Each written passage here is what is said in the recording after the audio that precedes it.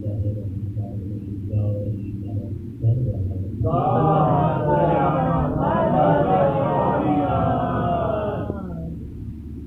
کی اس مجلس کا عنوان ہے سیرت 14 معصومین اور سیرت انسان. سیرت 14 معصومین اور سیرت انسان میں فرق کیا ہے یہ جاننا بہت ضروری ہے. جیسا کہ ہم ہر چیز سیکھتے ہیں پروردگار عالم اور قرآن مجید سے، رسول خدا صلی اللہ علیہ وآلہ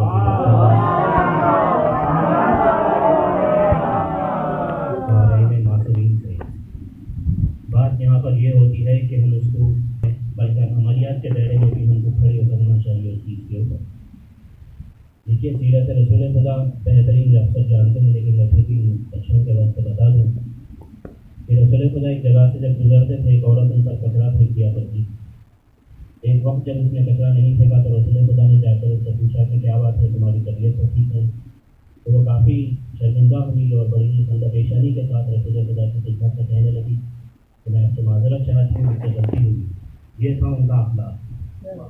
رسول اللہ نے 40 سال سے اخلاقی بتائے ہیں کہ اخلاق بہت ضروری ہے اور اخلاق کی طرح ضروری ہے. کسی کو یہ کہنا کہ میں مسلمان ہوں، میں شیعہ ہوں، یہ بات سیکنڈری ہے. پہلے تمہارا عمل ایسا ہونا چاہیے کہ لوگ خود بخود تم کو دیکھ کے کہیں کہ یہ کون ہے، کون سے مسلک سے تعلق رکھتا ہے. یہ بہت ضروری ہے. تو جس شخص کے پاس اخلاق نہیں ہے میں نہیں سمجھتا اس کے پاس کچھ ہے. چاہے تمہارے پاس علم کا سمندر ہوگا لیکن اگر اخلاق نہیں ہے تو کچھ نہیں. اس وقت ہم جس دور میں گزر رہے ہیں یہ تو اتنا نازک دور ہے کہ ایک گھر میں اگر 4 افراد رہتے ہیں، چاروں کا مزاج الگ الگ ہے. آپ ایک کہتے ہیں، آپ کے بھائی ایک کہتے ہیں، والدین ایک کہتے ہیں، بچے ایک کہتے ہیں. ایسا نہ ہو. کتاب ہو تو والدین کی ہو، کتاب 14 معصومین کی ہو، کیونکہ ہم سیکھے ہی 14 معصومین سے ہیں. عملیات کے دائرے میں جہاں تک میری یہیں رہتا ہوں، میں جو دیکھ رہا ہوں، ہم بہت ساری چیزیں پڑھتے ہیں اور اس کو نظر انداز کرتے ہیں. مثال کے طور پہ کسی کا مذاق مت اڑاؤ، وہ پلٹتے ہیں اسی کا مذاق اڑا دیتے ہیں. سب سے پہلے ماہ رمضان چل رہا ہے. یہ ہماری خوش قسمتی ہے کہ ہم کو یہ رمضان بھی کرنے کا موقع ملا ہے، ورنہ ہم اس لائق نہیں ہیں. اور یہ حقیقت ہے تو مطلب آپ لوگوں کے نالین پہ جو گرج جمتی ہے اس کو لے کے میں اپنا آنکھوں کا سورا بنا لوں تب بھی کم ہے. آپ سب شاید سمجھ ہے، میں تو آپ لوگوں کی جوتیوں کا نوکر ہوں. لیکن ایک بات میں یہ بتانا چاہتا ہوں، ہر مہینہ جو ہمارے پاس آتا ہے، ہر مہینے میں ہمارے پاس کوئی نہ کوئی مخصوصی ہوتی ہے. ہم اس مخصوصی پہ کھڑے اتریں. صرف بولنے سے ماہ رمضان میں جا کے روزہ کھول کے آنے سے روزہ نہیں ہوتا ہے. اور روزہ صرف بھوک کا نام نہیں ہے. روزے کا مطلب ہے کہ نگاہ سے بھی کوئی گناہ نہ ہو، آپ کی سماعتوں سے بھی کوئی گناہ نہ ہو، آپ کی دہن سے بھی کوئی گناہ نہ ہو. ان ساری چیزیں ڈیپینڈ کرتی ہیں آپ کی نیت کے اوپر کہ اگر آپ کی نیت اچھی ہوتی ہے تو ہر چیز اچھی ہوتی ہے. لیکن یہاں پہ سب سے زیادہ خراب ہمارے پاس، میں کسی پہ نہیں کہتا ہوں، میں اپنی بات کرتا ہوں، شاید ہمارے نیتوں میں کہیں نہ کہیں کوئی کوتاہی، کوئی کمی رہ جا رہی ہے جو ہم وہ مقام پہ نہیں پہنچ سک رہے جہاں پہ اہل بیت ہم کو دیکھنا چاہ رہے ہیں. دیکھیے 14 معصومین اگر ہم کو چاہتے ہیں یہ ہماری خوش قسمتی ہے. ہم اگر کوئی مجلس کرتے ہیں، نماز پڑھتے ہیں تو ہم ان پہ کوئی احسان نہیں کرتے. اور لوگوں کی سب سے بڑی غلط فہمی تو یہی چل رہی ہے کہ میری مجلس سب سے بڑی ہے، میری مجلس سب سے چھوٹی ہے. مجلس چھوٹی بڑی نہیں ہوتی، تمہاری سوچ چھوٹی بڑی ہے. تبرک سے مجلس نہیں ہوتی بھائی. انہوں نے اتنا تبرک کھلایا، میں یہ تبرک کھلاؤں گا. مجلس کے وقت دوسری مجلس رکھ دیتے ہیں. یہ مطلب کون سا آخر کیا چل رہا ہے؟ میں کوئی چھوٹا نہیں ہوں، میں بھی شروع سے ہی دیکھ لیتا ہوں. پہلے نہیں ہوتا تھا اس دور میں. آج کے دور میں ایسی بہت ساری باتیں ہو رہی ہیں. اب یہاں پہ ہم کو کوئی نہ کوئی چاہیے ہم کو گائڈ کرنے کے واسطے. لیکن اب اگر میں کہتا ہوں کہ بھائی آپ فلانے مولانا کے پاس جائے تو انہوں بولتے کہنے دو ان کا مزاج ایسا ہے، وہ مجھے نہیں سمجھ میں آتا. ان کے پاس جائے تو کہتے نہیں بھائی وہ ان کے مدرسے پہ نہیں جاتا، وہ مجھ سے بات نہیں کرتے. مولا فرمانے 3 دن اگر ہو جائے میرے چاہنے والے سے بات نہ کرو تو میری محبت کو دل میں رکھ کے اسے معاف کر دو. یہاں پہ تو سالوں ہو جا رہے ہیں، ہم ایک دوسرے کی شکل نہیں دیکھ رہے ہیں، پھر دعویٰ کرتے ہیں کہ ہم مولا کے چاہنے والے ہیں. مولا کے چاہنے والے ہیں تو ان صفتوں کو ڈھالو بھائی اپنے اندر وہ صفتیں پیدا کرو. انسان ہے ہی مجسمہ گناہوں کا بے شک، لیکن کوشش کرے جتنا ہو سکے گناہوں سے دور رہے. ہم نہیں پڑھتے، ہمارے بس پیچھے بہت ساری باتیں ہوتی ہیں. اور یہ واٹس ایپ جو بدتمیز طریقے کا چل رہا ہے، اس کے اوپر کا مطلب کون بولے گا مجھے نہیں معلوم.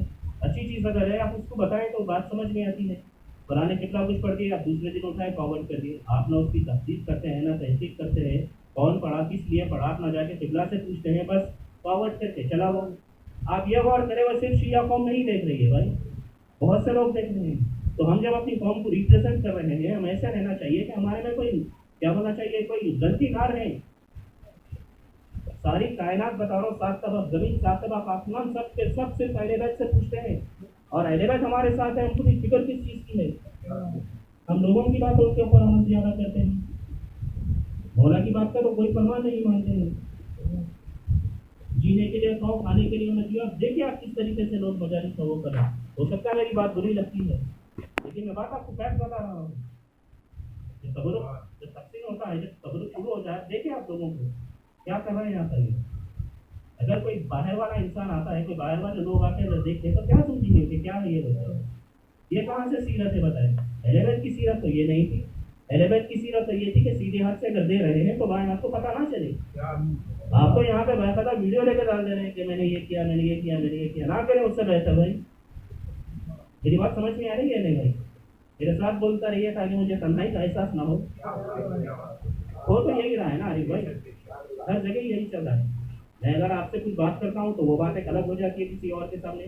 میں فلاں قبلہ کے بارے میں کچھ بولتا ہوں تو وہ کچھ بول دیتے ہیں.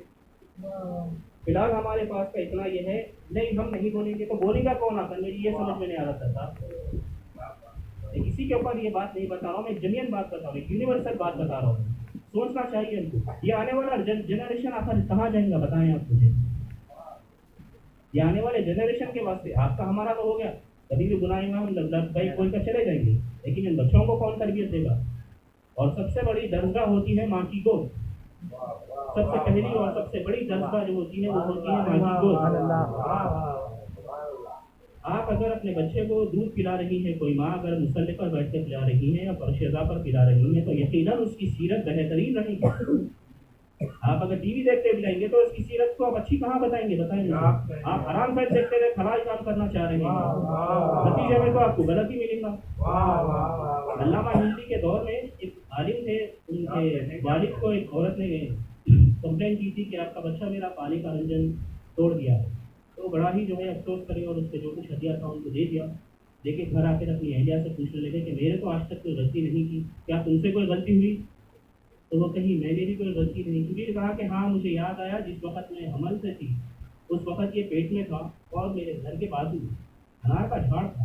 میں کچھ سی رہی تھی تو سوئی کے ناکے سے انار میں چبو کے اس کا رس چکی دیکھی تھی کہ میٹھا ہے یا کھٹا ہے. اس کا سبب ہے کہ انہیں فیوچر میں جو ہے بچہ پانی کا گھڑا پھوڑ دیا. اب کتنی احتیاط سے زندگی گزارنی ہے بتائیں. جیسا کہ فرما رہے ہیں آپ کے اور ہمارے جعفر صادق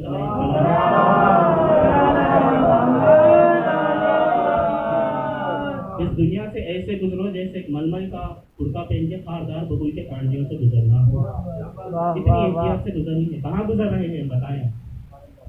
صبر تو ہمارے پاس ہے ہی نہیں، اور سب سے زیادہ صبر تو اہل بیت کے گھر میں ہے. صبر بھی ہم کو سیکھنا ہے تو انہی سے سیکھنا ہے. صبر تو ہمارے پاس ہے ہی نہیں. آپ کچھ بولتے ہیں میں فوری پلٹ کے آپ کو جواب دیتا ہوں، نہ بدتمیزی میں دیکھتا ہوں نہ کچھ نہ کیا. آپ دیکھتے ہیں انسانیت میں جو مطلب فی الحال چل رہا ہے ایجوکیشن کے اوپر، بچے اسکول جاتے ہیں کیا سیکھ رہے ہیں بتائیں. کیونکہ ان کو اسکول آف تھاٹ ان کا خراب ہے. وہاں کی پرورش میں یہ نہیں کہہ رہا ہوں وہاں کی پرورش خراب ہے، لیکن جو عالم میں دینی چاہیے وہ عالم میں نہیں دے پا رہے ہیں. آپ آم کا بیج ڈال کے اگر جام چھانا چاہیں گے تو نہیں ہوگا، آم کہیں گے تو آم ہی ملیں گا. تو یہاں پہ میں چاہوں گا والدین سے اور والداؤں سے دونوں سے یہ مطلب گزارش ہے میری کہ اپنے بچوں کو پرورش جب دیتے ہیں کوشش کریں انہیں اگر کوئی پوئم بھی سنا رہے ہیں تو کوئی چھوٹی سی حدیث سنائیں یا کوئی آیت سنا دے یا کوئی سورہ پڑھ کے سنائیں. یہ رائم پوائنٹ ہمارے کام آنے والے نہیں ہیں خبر میں. تو ہم کو کام آئیں گے تو صرف فضائل یہی کام آئیں گے. میں وہ اسکول میں پڑھا ہوں، میں وہاں کا ڈگری ہوں، میں وہاں کا گریجویٹ ہوں، کوئی چیز معنی رکھنے والی نہیں ہے. صرف کام آنے والی ہے تو صرف ولی اللہ ہی کام آنے والا ہے بس. اور کوشش یہ کرے آخری سانس تک ہم ولی اللہ کے اوپر ثابت قدم رہیں.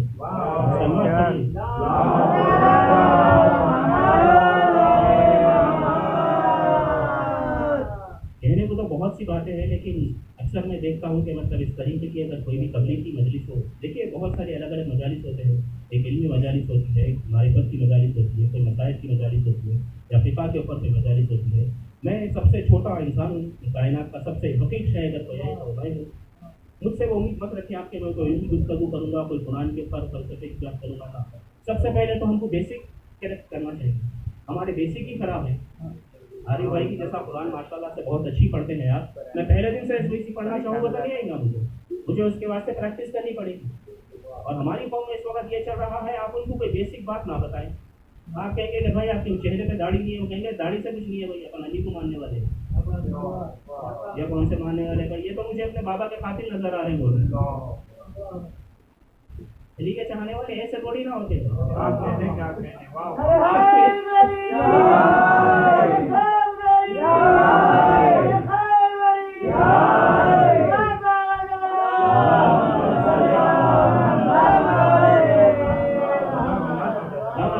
پڑھیں گے تب ہم کو سمجھ میں آئے گا کہ داڑھی کا حکام ہمارے پاس ہے یا نہیں ہے۔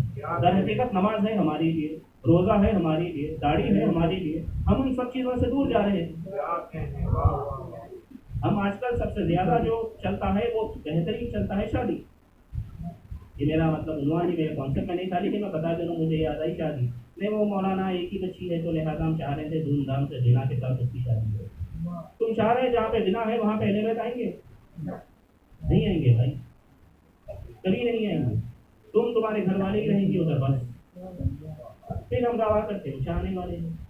کوئی پوچھتا ہے کیا کہ قبلہ وہ حالات بڑے تنظیم چل رہے ہیں، کوئی دعا بتائیے، کوئی عمل بتائیے۔ کوئی دعا نہیں ہے رب سے، کوئی عمل نہیں ہے رب سے۔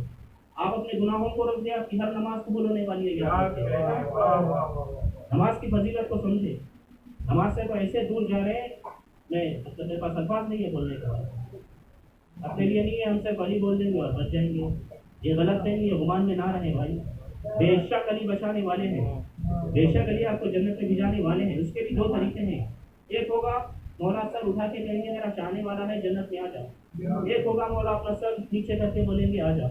تو آپ سوچیں مولا کا سر نیچے کرنا چاہ رہے ہیں کہ اوپر کرنا چاہ رہے ہیں؟ اپنا عمل ایسا رکھو کہ لوگ تم کو دیکھ کے متاثر ہو، تم سے خوش ہو اور تمہارے مذہب کو اپنائیں، اہل بیت کی طرف آئیں۔ 40 سال رسول خدا صرف یہی سمجھاتے ہیں، لیکن میں نہیں سمجھتا کون سمجھا ہے کون نہیں سمجھا ہے۔